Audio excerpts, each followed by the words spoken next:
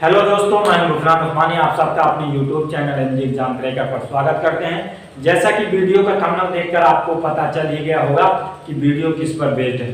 तो दोस्तों, किसी भी ग्राम सभा में प्रधान को चुनने के लिए या बीडीसी को चुनने के लिए जो हमारे नेता बनते हैं उनको चुनने के लिए जो कोई भी इलेक्शन होता है तो इलेक्शन में कितने परसेंट वोटर्स ने, यानी कितने प्रतिशत वोटर्स ने, उनमें महिला या पुरुष कितने परसेंट लोगों ने मत दिया, इसको निकालने के लिए हम इस वीडियो में बताएंगे। और वीडियो के लास्ट में हम बताएंगे कि जब लोग बूथ पर, पोलिंग बूथ पर अपना वोट देने के लिए बैलेट पेपर पर जाते हैं तो बैलेट पेपर पर एक मोहर दी जाती है। उस मोहर को आप लगाते हैं, जिस भी कैंडिडेट को आप मोहर लगाना चाहते हैं।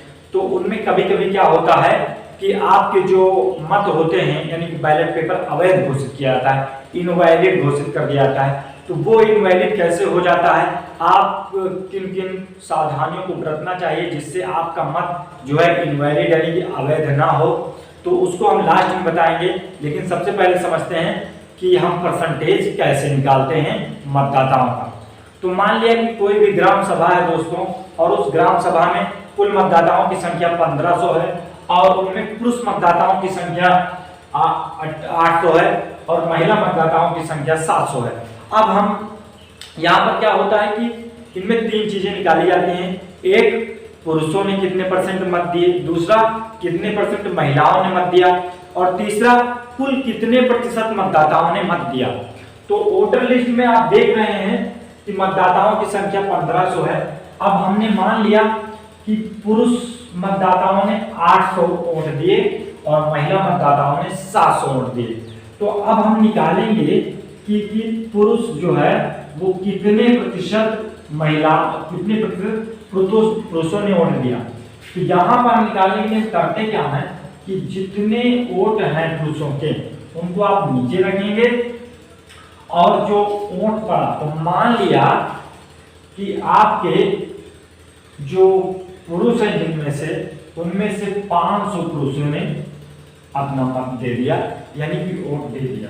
तो परसेंटेज निकालने के लिए क्या करेंगे, अब हम 100 से इनको गुणा कर देंगे। अब यहाँ पर देखिए इनको हल करेंगे, और जब हल करेंगे तो यहाँ पर जब हम डिवाइड करेंगे दोस्तों, तो यहाँ पर देखिए 4 गुना 8 और 100 को जब हम 4 से डिवाइड करेंगे तो कितना आएगा 25। 25 पंचे 125 बटे 2, 125 का आधा जब करेंगे हम तो कितना हो जाएगा, 2 छंग 12 और 2 गुना 4, यानी कि 62.5% पुरुषों ने अपना मत दिया। अब मान लिया कि महिलाओं, कितने परसेंट महिलाओं ने अपना वोट दिया, तो हमने मान लिया कि 700 में।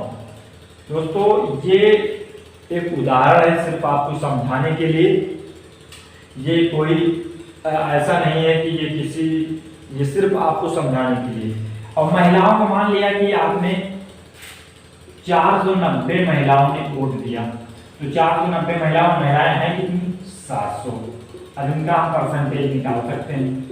कैसे, देखिए 100 से 100 यानी कि 00 से कैंसिल, 7 यानी कि 70% महिलाओं ने वोट दिया। अब यहाँ पर क्या होता है कि हमें पता चल गया कि पुरुषों ने कितना वोट दिया, महिलाओं ने। प्रोबेबली क्या होता है, संभवतः ज्यादातर महिलाएं ही वोट करती हैं पुरुषों की अपेक्षा, क्योंकि दोस्तों पुरुष जो होते हैं ज्यादातर, कुछ पुरुष जो है अपने घर से बाहर होते हैं अपने जीविकोपार्जन के लिए।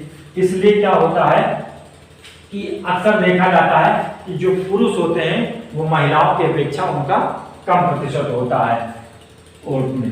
तो देखिए अब हम इनको कुल मतदाताओं में से कितने परसेंट मतदाताओं ने मत किए, इनको निकालने के लिए आपके पास दो रास्ते हैं।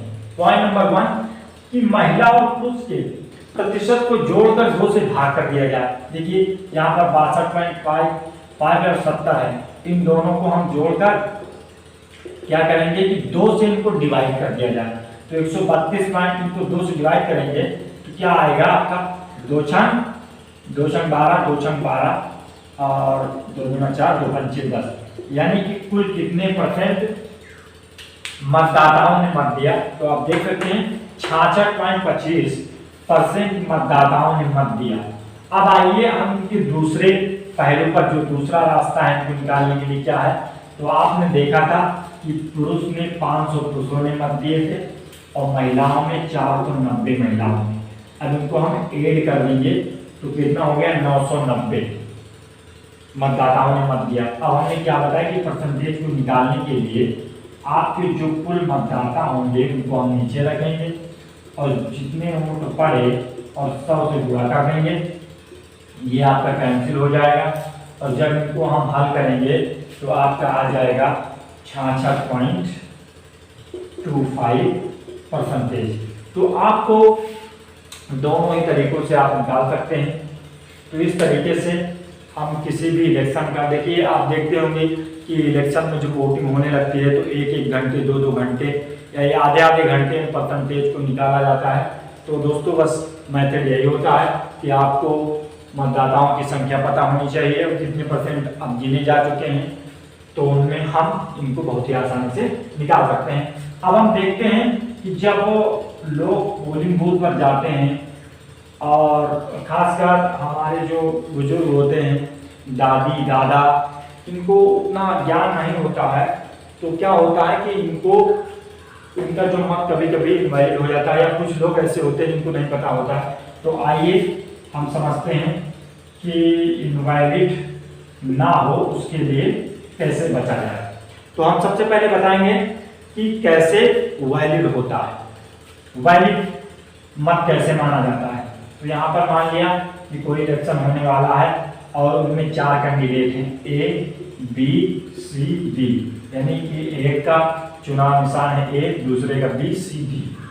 अब देखिए कि क्या होता है कि अगर आप इनमें जो आपको मुहर होती है वो मुहर लगानी पड़ती है। मान लिया कि आपको बी को वोट करना है, तो आपकी मुहर मान लिया कि एक सर्कल है, यानी कि एक वृत्तकार में है, तो बी को आपको वोट करना है। तो आप क्या कर सकते हैं कि इनमें आपने लगा दिया, तो मान लिया जाएगा कि आपने बी को वोट कर दिया। अब मान लिया कभी कभी क्या होता है कि 2 बार लोग मुहर लगा देते हैं, 3 बार। तो दोस्तों अगर बी को वोट करना चाहते हैं और बी के अंदर आपने 3 गोला बना दिया या 2 गोला बना दिया या एक से अधिक बना दिया, लेकिन वो दूसरे एरिया को नहीं छू रहा है, दूसरे चुनाव चिन्ह को नहीं छू रहा है आधा, तो समझ लो कि इसको वैध माना जाएगा।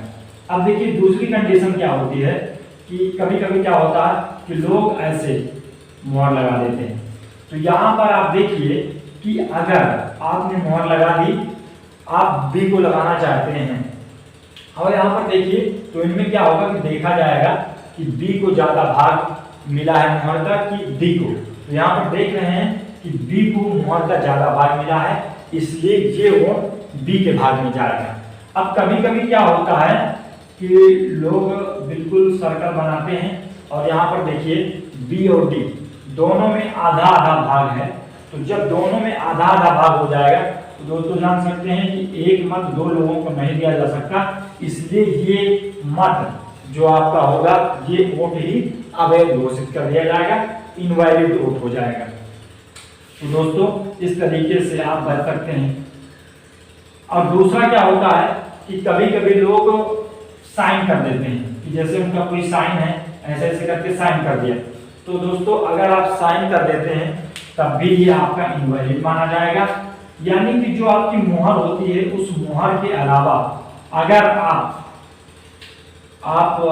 मुहर के अलावा अगर आप कुछ कर देते हैं, साइन कर देते हैं या कोई चिन्ह और बना देते हैं, तो वो आपका इनवैलिड मान लिया जाएगा। तीसरा ये होता है कि